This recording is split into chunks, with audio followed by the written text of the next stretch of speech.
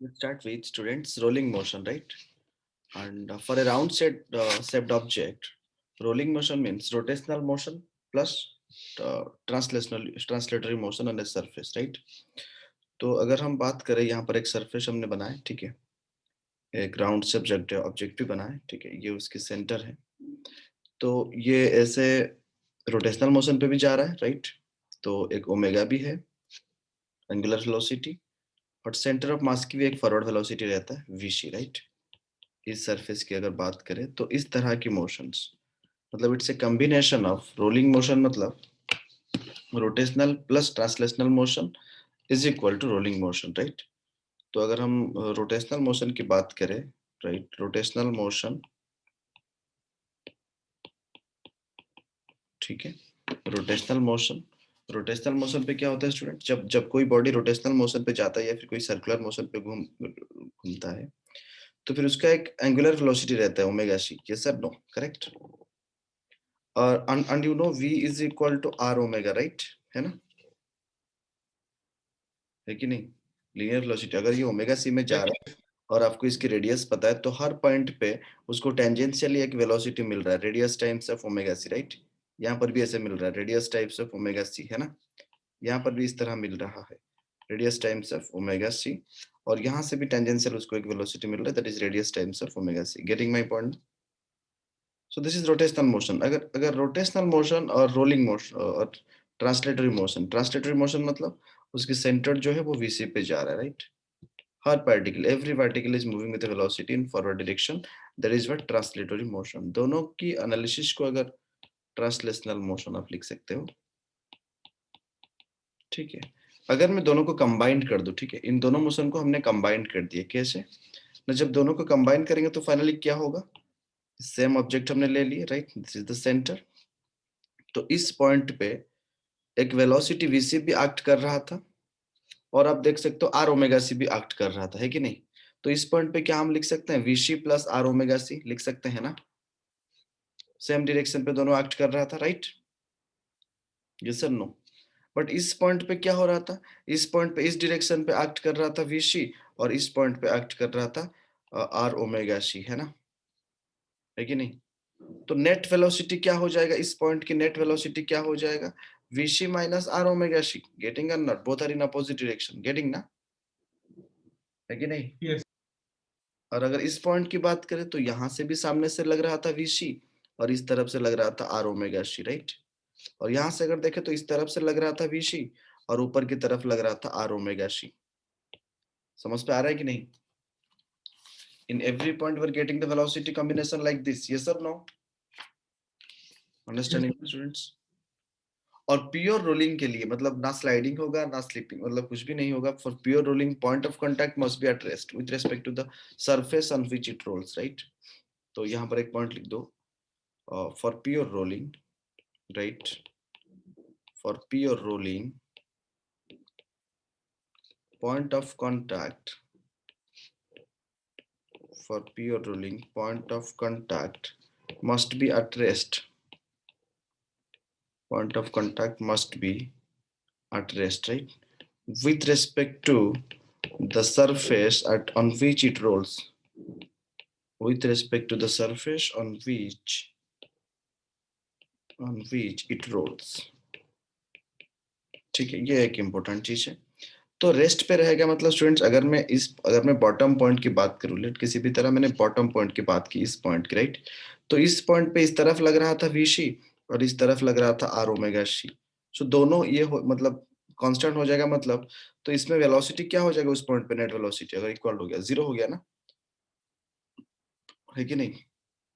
तो for pure rolling on the stationary surface, ये object, ये जो सरफेस है ये ग्राउंड है, and ground is at rest, है कि नहीं? अगर मैं उसी पॉइंट पे बोलूं, for pure rolling on the stationary surface, right, for pure rolling, for pure rolling on the stationary surface, for pure rolling on the stationary surface, correct, vcm is equal to r omega, right? vcm is equal to r omega, understood? और यहाँ पर हमने हर point की velocity देख ली है, but अगर मैं कोई भी एक पॉइंट, मतलब ये जो पॉइंट हमने लिए थे, यहाँ पर एक पॉइंट हमने लिए थे जहां पर आर ओमेगा सी ऐसे एक्ट कर रहा था और वीसी ऐसे एक्ट कर रहा था ना। तो एग्जैक्टली अगर मैं डायमेट्री वाला पॉइंट ले लूं, ठीक है, तो यहाँ पर नेट वेलोसिटी इस पॉइंट पे इस तरफ हो जाएगा कि नहीं? गेटिंग और नॉट स्टूडेंट्स? Yes. और इस पॉइंट पे ये इस तरफ एक्ट कर रहा था, ये इसका मतलब टेंजेंशियल इस तरफ एक्ट करेगा, वी नेट, राइट? है ना, है कि नहीं? गेटिंग और नॉट? Yes. Yes, sir. तो अगर दोनों को इक्वल करेंगे तो दोनों का इक्वल मतलब अगर मैं VC इज इक्वल टू यहाँ पर आर ओमेगा सी लिख रहा हूँ तो मतलब दोनों सेम है। तो नेट वेलोसिटी हम v का स्क्वायर प्लस v का स्क्वायर का रूट ओवर अगर कर दे तो क्या लिखेंगे? √2v लिखेंगे ना? Yes sir no?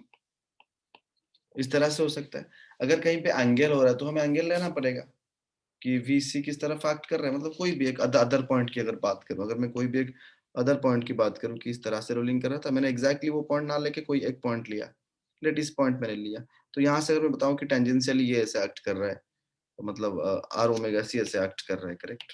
Late the R omega C is acting in this direction, right? और VC तो बेटा हर वक्त इस तरह एक्ट करता है, राइट? तो नेट क्या हो जाएगा? इस तरफ हो जाएगा V net, right? V net, getting ना? अंडरस्टैंडिंग दिस थिंग और नॉट? यस। और स्टूडेंट देखो, Yes. अगर हम टाइप्स ऑफ रोलिंग की बात करें, मैं एकदम बेसिक बता रहा हूँ, ठीक है? टाइप्स ऑफ रोलिंग की अगर बात करें, रोलिंग को अगर रोलिंग की टाइप्स की अगर बात करेंगे, रोलिंग टाइप्स, सो दो तरह की हो सकता है, राइट? है ना? एक हो सकता है प्योर रोलिंग, मतलब प्योर रोलिंग का मतलब क्या होता है? स्लिप नहीं करेगा, राइट? Pure rolling, right? एक हो सकता है प्योर रोलिंग।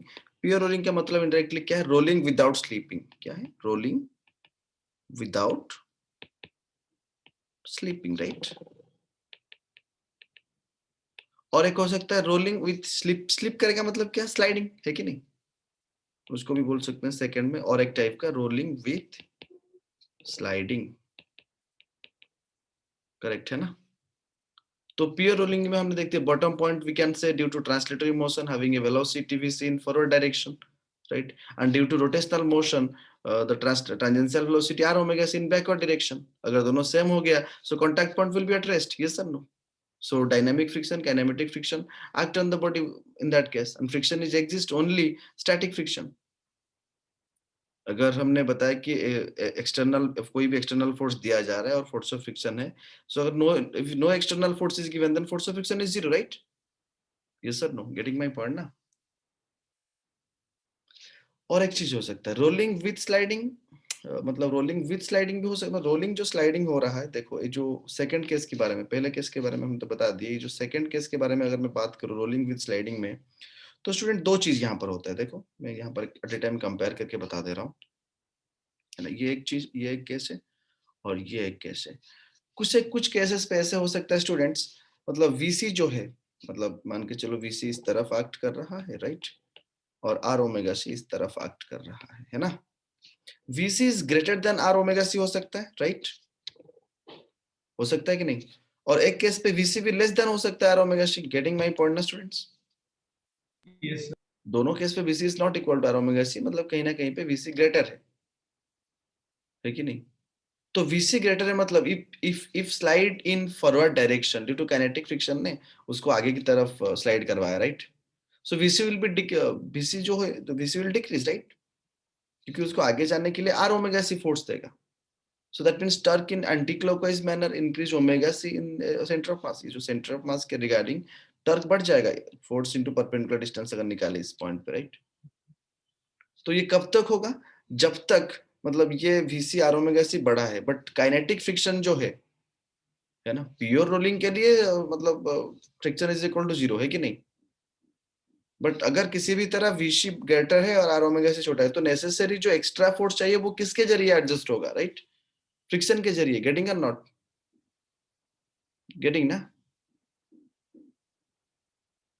तो इस पे क्या होगा? इस पे जो स्लाइड करेगा, अगर VC बड़ा है, आपको क्या लगता है कि स्लाइड VC बड़ा है तो बॉडी इस तरफ मूव करेगा net, so that means slide, it will slide in forward direction, right? Slide in forward direction, right? Slide in forward direction, it will slide in forward direction। Getting? Yes sir no. और इस पे क्या होगा, slide in backward direction, correct, slide in backward direction, getting और not, understood.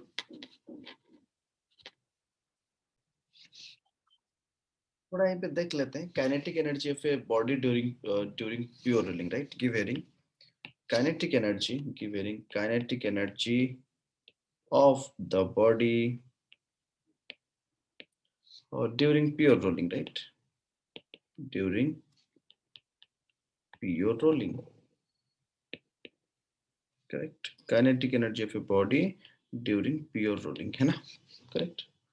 So that means जो total kinetic energy मिलेगा वो क्या है, kinetic energy translational, लिख दे रहा हूँ translational plus kinetic energy rotational, yes sir no, correct. कहीं कहीं बुक्स में ऐसा भी लिखा रहता है energy translational plus energy rotational, correct.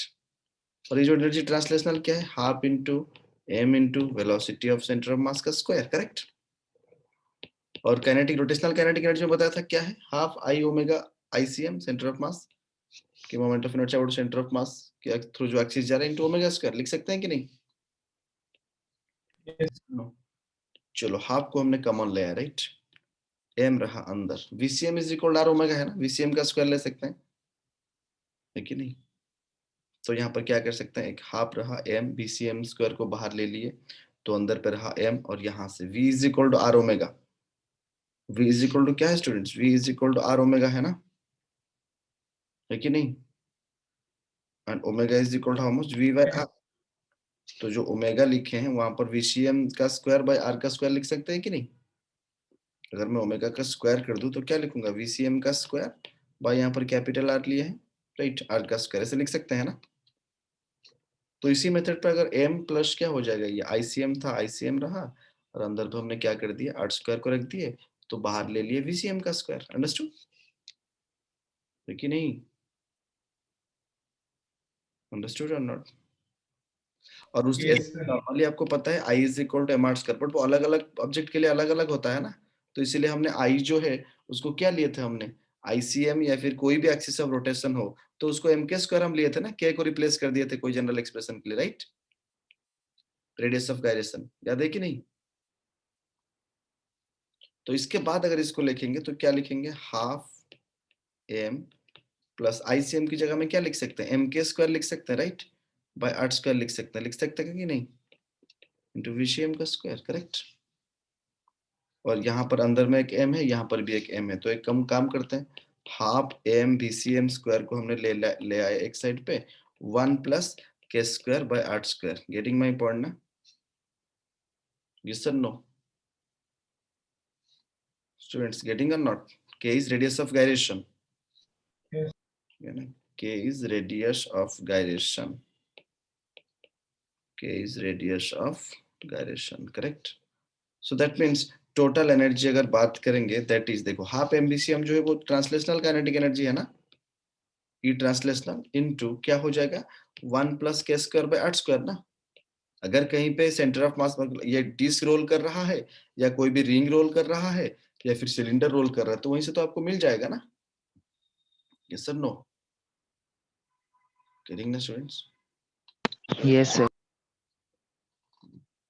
और यहीं से अगर हमने ये कर दिए कि अगर काइनेटिक एनर्जी को एक साइड पे लाएंगे, राइट, अगर मैं हमने यहाँ पर टोटल एनर्जी को किसके साथ जोड़े, रोटेशनल ट्रांसलेशनल एनर्जी के साथ जोड़े, राइट. इस तरह हम टोटल एनर्जी को रोटेशनल एनर्जी के साथ भी जोड़ सकते हैं, मतलब ई रोटेशनल एनर्जी इनटू क्या हो जाएगा, वो कॉमन आते हुए इस साइड पे आ जाएगा तो वो आर स्क्वायर बाय के स्क्वायर हो जाएगा. ये आप डिराइव करके देख सकते हो, राइट. क्योंकि थोड़ी ना हम एग्जाम पे हर बार सॉल्व करेंगे और निकालेंगे ई क्या है, ई आर क्या है, ई ट्रांसलेशनल क्या है, राइट. हमें तुरंत निकाल देना है इसको, गेटिंग और नॉट. Yes. Yes, sir. ठीक है.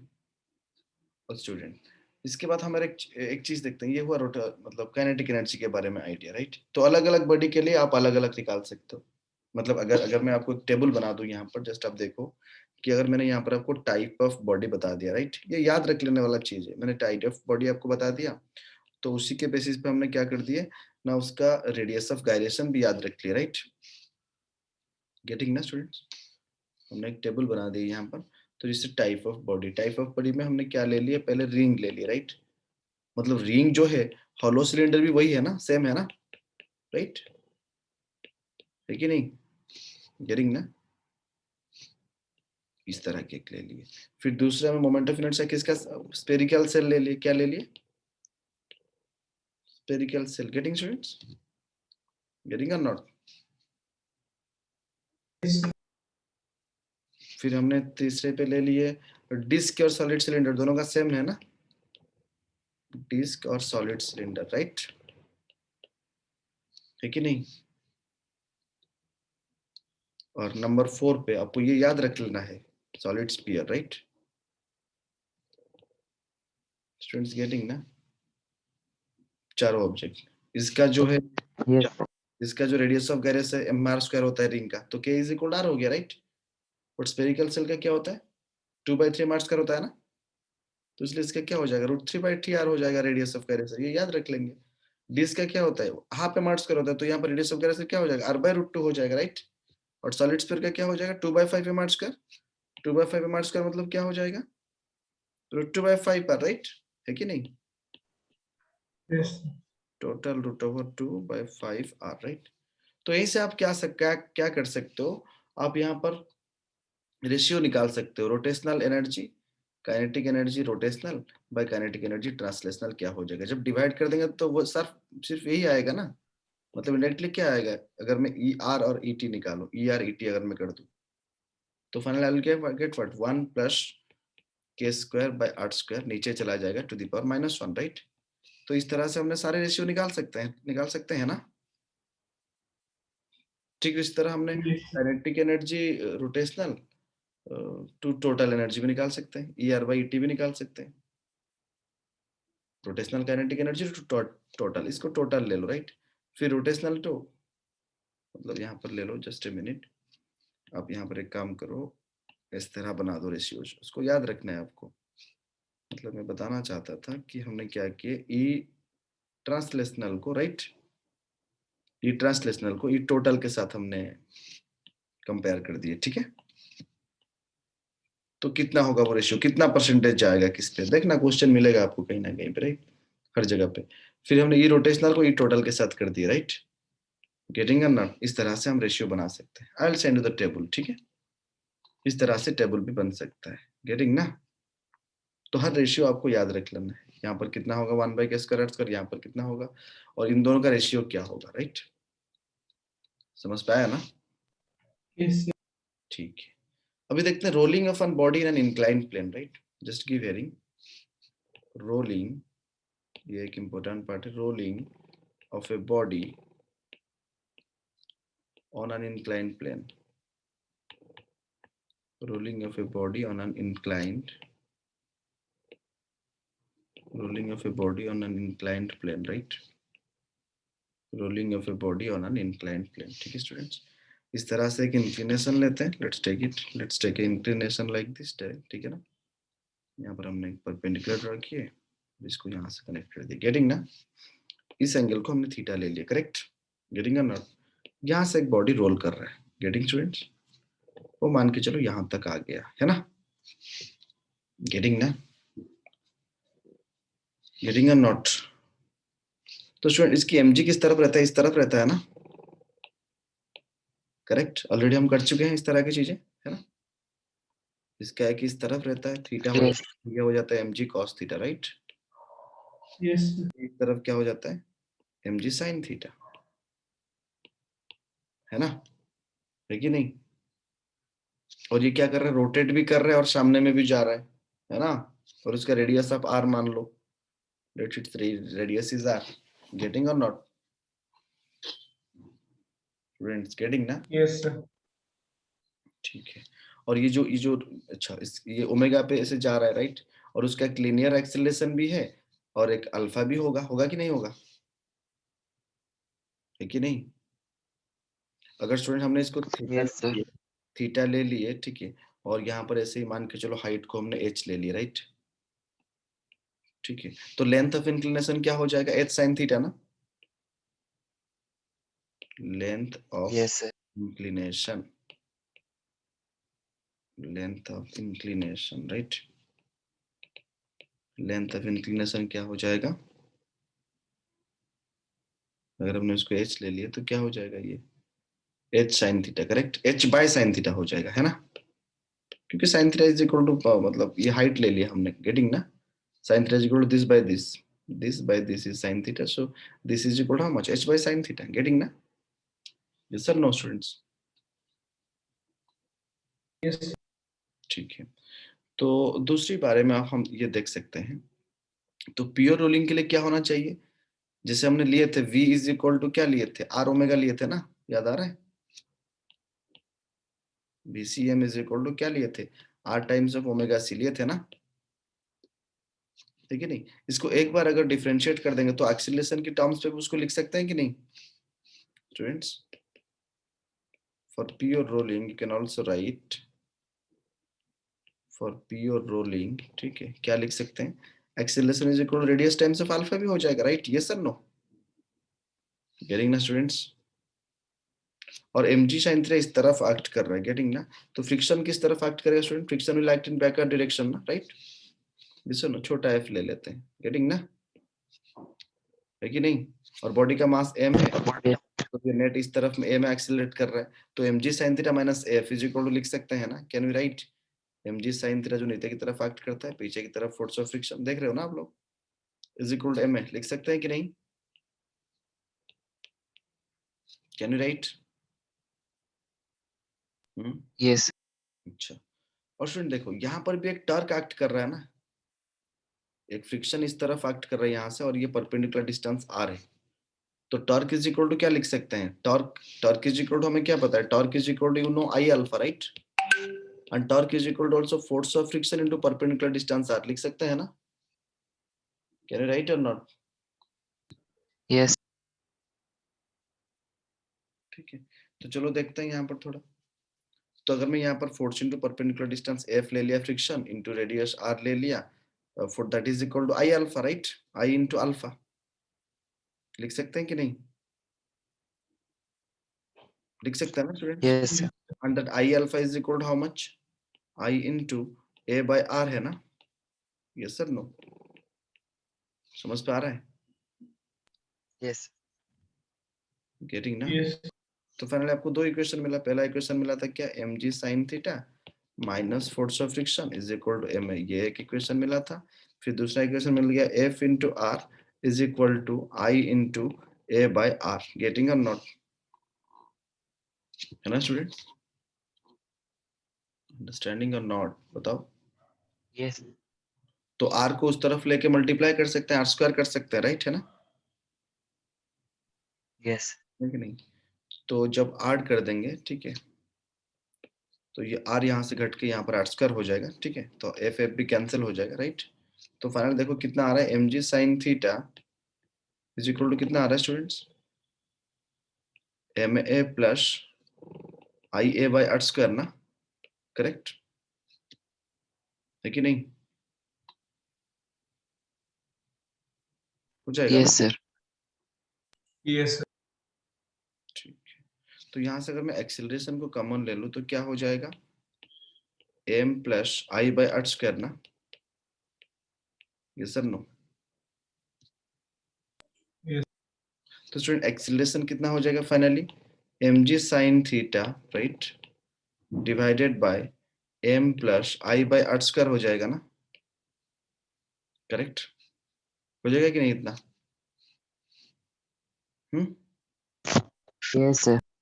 अच्छा, yes, कोई भी मतलब कोई भी ऑब्जेक्ट हो सकता है, सिलेंडर हो सकता है, होलोस्फीयर हो सकता है, डिस्क, रिंग्स, स्फेरिकल सेल, कुछ भी हो सकता है, तो उसके लिए हमने उसी को आसान करने के लिए हमारी डेरिवेशंस को हमने i is equal to m K square लिख सकते हैं कि नहीं, कैन यू राइट, लिख सकते हैं ना, i is equal to m K square, तो फाइनली एक्सीलरेशन पे जब पुट करेंगे क्या हो जाएगा, mg sin थीटा लिख दिया हमने, डिवाइडेड बाय m प्लस क्या हो गया ये m K square bye r square कर दिए, है ना, यस सर नो, तो ये छोटा m मतलब वही बॉडी का मास में, तो यहाँ से m, यहाँ से m, यहाँ से m कैंसिल हो जाएगा ना, तो finally a is equal to कितना मिल जाएगा, देखो g sin theta divided by 1 plus K square by R square, right. तो कुछ भी ऑब्जेक्ट दिया होगा तो आप के का वैल्यू डाल सकते हो, राइट, है कि नहीं। Acceleration of a given object if it travels in an incline to the bottom, है कि नहीं स्टूडेंट्स, गेटिंग माय पॉइंट और नॉट। तो हम एक्सीलरेशन निकाल सकते हैं कि नहीं, सिर्फ थीटा और कौन सा ऑब्जेक्ट Yes. कर रहा है पता लगने से कर सकते हैं ना, राइट, गेटिंग नॉट स्टूडेंट्स। और हमने ये लिए थे कि जब भी मतलब वो बॉटम पे जब पहुंचेगा तो उसकी वेलोसिटी कितना हो जाएगा, right, what will be its velocity when it reaches to the bottom, है ना। तो हमने इसको थीटा ले लिए थे, करेक्ट, और इसको एच ले लिए थे ना, लिए थे कि नहीं।